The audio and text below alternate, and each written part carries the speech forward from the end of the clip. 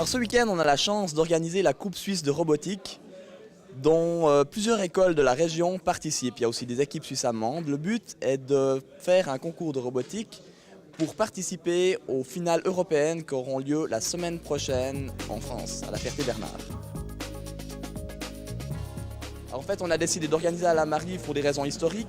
À la base, c'était organisé à Morges et ensuite la ville d'Yverdon s'est proposée pour assurer le financement pour l'organisation. Et puis la salle de la Marive se prête merveilleusement bien pour cette manifestation. Alors en fait, c'est un concours de robotique autonome. Donc les équipes mettent le robot sur la table, ils tirent simplement une ficelle pour démarrer le robot et ensuite le robot pendant 1 minute 30 est totalement autonome. Donc il prend les valeurs de ses capteurs, il a éventuellement une caméra pour analyser la situation, voir vers quel objet il se dirige et il prend des décisions lui-même tout au long de la partie.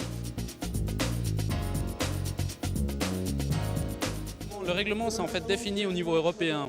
C'est un comité des arbitres des différents pays qui participent en fait, qui se réunit et qui définit des règles pour l'année suivante en fait.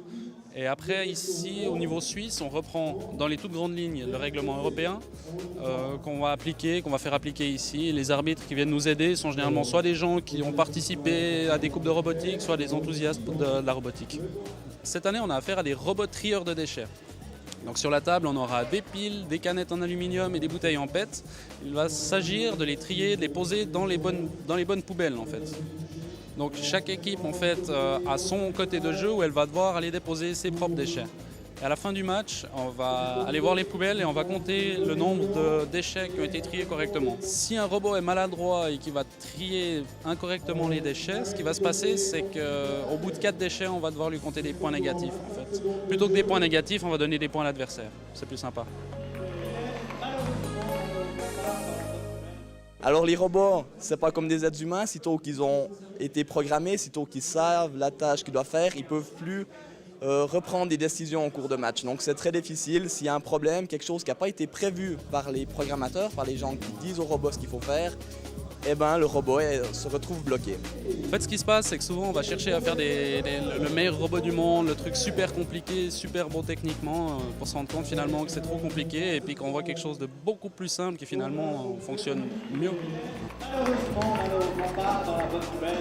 Alors il y a vraiment des équipes de tout âge.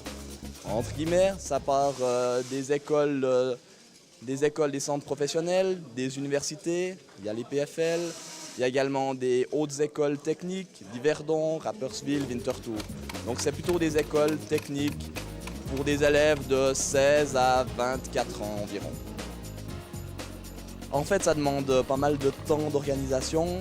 En tant qu'ancien participant, on a la chance d'avoir vu tous les côtés de la manifestation. Donc on peut orienter la manifestation pour que ça se passe bien pour les équipes. Notre but premier, c'est vraiment d'organiser pour les équipes. Chaque année, c'est un grand effort de trouver une solution pour les devoirs. Mais cette année, c'est très difficile parce que les objets ont des différentes dimensions et différents poids. Et pour nous, c'était très difficile. Mais c'est très bien de réussir.